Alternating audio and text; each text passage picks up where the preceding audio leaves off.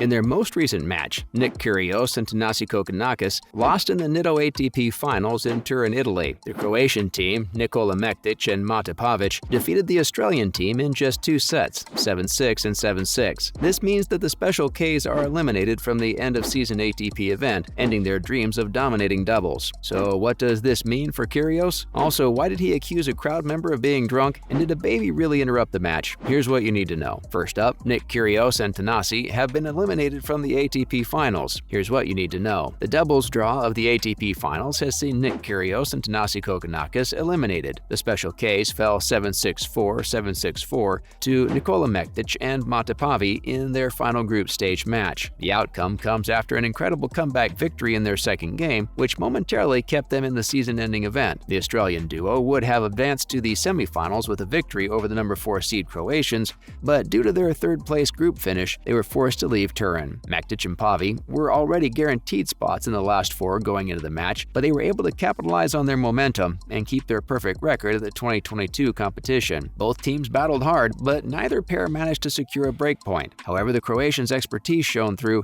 as they proceeded to triumph in both tiebreaks and eject their rivals from the semis at the same time. Throughout the course of the game, Kyrgios demonstrated his athletic shot-making abilities, but the Australian team's tandem was unable to accumulate enough consecutive points to secure that elusive break of serve. Amazingly, despite serving 17 aces and going without a single break, the Special Ks could not break the tie. The outcome is almost like some sort of payback for Mektic and Pavic, who were eliminated by Kyrgios and Kokkinakis in the second round of this year's Australian Open. The Australian duo got into a fight with Mektic and Pavic's trainers in the changing rooms, and Kyrgios later admitted he and Kokkinakis had apparently been threatened with violence. Rajiv Ram and Joe Salisbury will now compete against Wesley Koolhof and Neil Skupski for a place in the doubles final, while the Croatians will take on Lloyd Glasspool and Hari Heliovara in the semifinals. The Australians, who were eliminated, will now travel to Spain to compete in the Davis Cup finals next week. Kyrgios will continue to utilize his off-season to train for the 2023 Australian Open. In other Nick Kyrgios news, he recently accused a viewer of being drunk, but has since apologized. So what exactly went down? Nick Kyrgios, a top tennis player, has agreed to pay £20,000 to settle defamation claims that were recently brought against him by a lawyer that he publicly accused of being drunk at the 2022 Wimbledon men's final. Anna Palis, a Polish attorney, was briefly expelled from the stadium after Kyrgios complained to the referee that she was annoying him and appeared to have had 700 drinks. However, Kyrgios later apologized for his remarks. The world number 22 claimed that he had told the umpire that a supporter, who he now recognizes to be Anna Palis, was distracting him during the match, believing that she was intoxicated. Following the events, Kyrgios acknowledged that his belief was incorrect and he apologized for his actions. He stated, "To make amends, I have donated £20,000 to the Great Ormond Street Hospital charity, a charity chosen by Miss Palis," he said. A very angry Kyrgios informed the referee midway through his match against Novak Djokovic, "She's shouting at me when I'm serving in a Wimbledon final. There's no bigger occasion. You don't believe me," and then she did it again and it nearly cost me the game. He then demanded to know why she was still present. In a conversation broadcast live to over 7.5 million viewers, he demanded that she was trashed out of her mind and tried to talk to him during the high-stakes match. When asked to describe her after the umpire, Kyrgios said that he knew exactly who it was. "The one in the dress who looks like she's had about 700 drinks," were his exact words. Ouch. Can you imagine a pro tennis player calling you out for something you didn't even do in front of millions? The umpire then took out Palis, but after 15 minutes she was allowed back in to see Kyrgios lose to Djokovic and take home the £1.05 million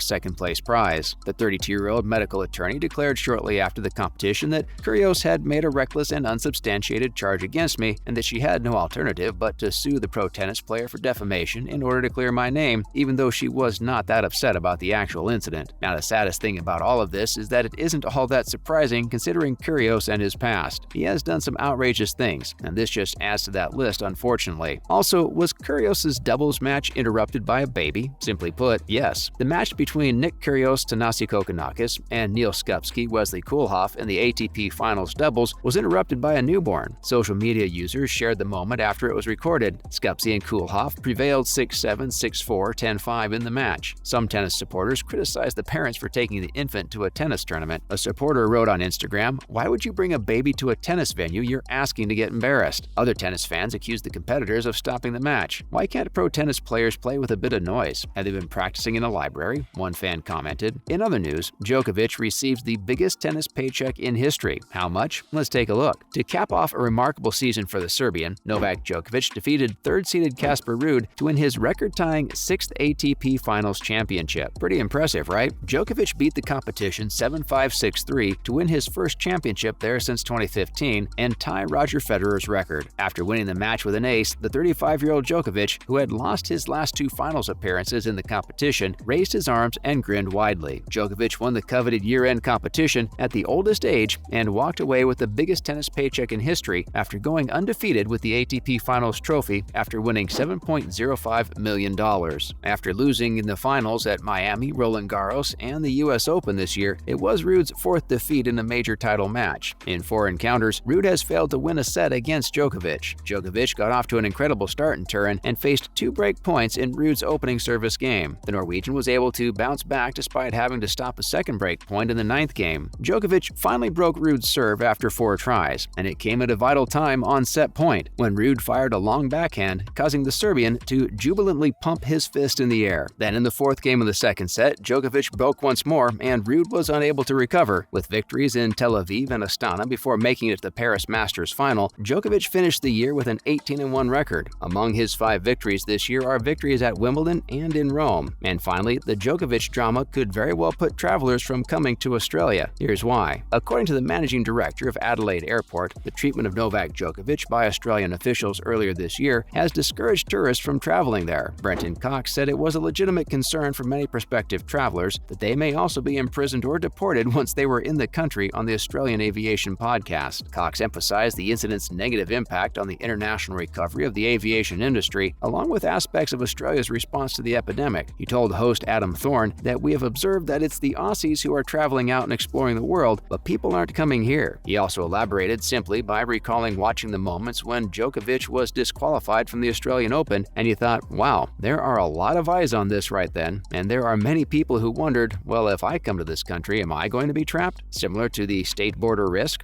Or will I be kept in a detention facility? Because Novak Djokovic wouldn't confirm his immunization status for the Australian Open, a court ordered him to leave the country last year. The episode was contentious, though, because he was initially given a visa before being placed in immigration custody and deported following a legal battle that garnered international attention. Australia's vaccination requirement was later lifted, and this week the newly appointed federal immigration minister decided the former world number 1 would be permitted to compete in the Grand Slam the following year. Prime Minister Scott Morrison at the time said in January that the decision to remove Djokovic kept Australians secure, while former Deputy Secretary of the Department of Immigration, Abul Rizvi, referred to it as a stuff-up. But what do you think about this? Have the harsh COVID restrictions really impacted Australia in the long term when it comes to international travelers? Do you think it's fair that Djokovic is allowed to compete in the 2023 Australian Open despite not being vaccinated? Let us know your thoughts. Unfortunately, guys, that is all the time we have for today, so make sure to like and subscribe to the channel, and as always, thanks for watching.